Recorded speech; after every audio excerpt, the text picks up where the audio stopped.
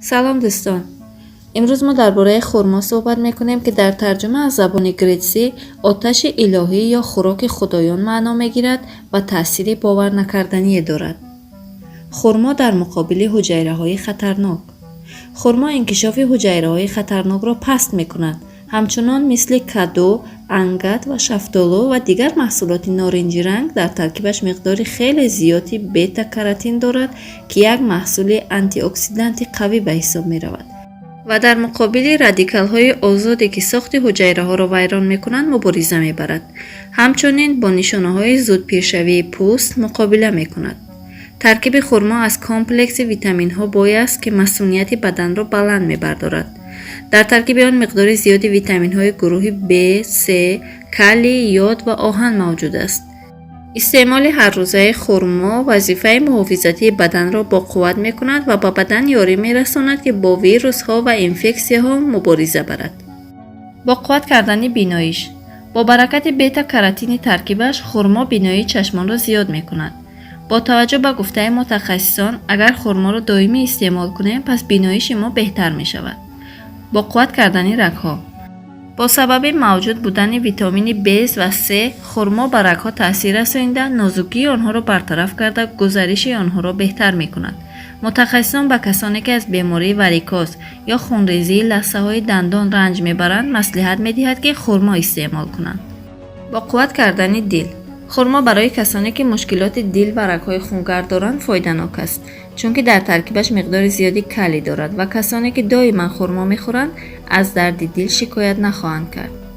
همچنین به گفته طبیبان شتلندی خرما در فایده‌ناکی برای اتروسکلروز از 3 پیش گذشته است. برآوردن سنگ‌ها از گرده. مگنی که در ترکیب خرما موجود است جمع‌شوی سنگ در گرده را کم می‌کند و برای برآوردن نمک از ارگانیسم یاری می‌رساند که به این واسطه گرده را از سنگ‌ها خالی می‌کند. همچنین خصوصیت پیشابرانی دارد. کرم‌ها را نابود می‌کند.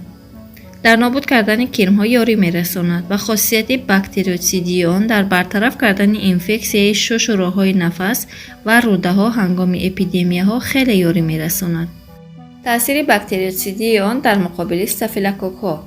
خرما هنگام التهاب روده‌ها وظیفه باکتریوسیدی و مقابله با استافیلوکوک را دارد. در مقابل کمخونی.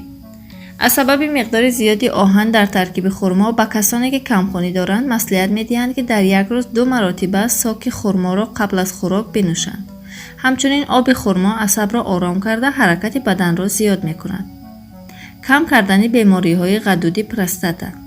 خرما یک عامل پیشگیری کننده بیماری‌های عضوهای مردانه به حساب می‌رود.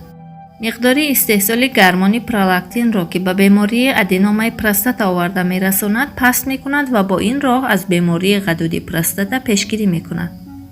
در مقابل سلفا.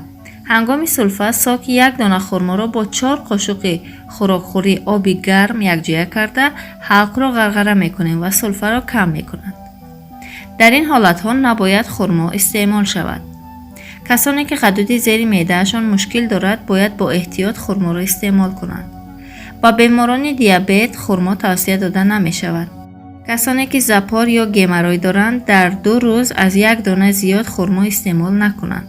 به خاطر زیاد بودن تنین در ترکیب خرما کسانی که جراحی عضوهای شکم را گذراندند نباید آن را استعمال کنند.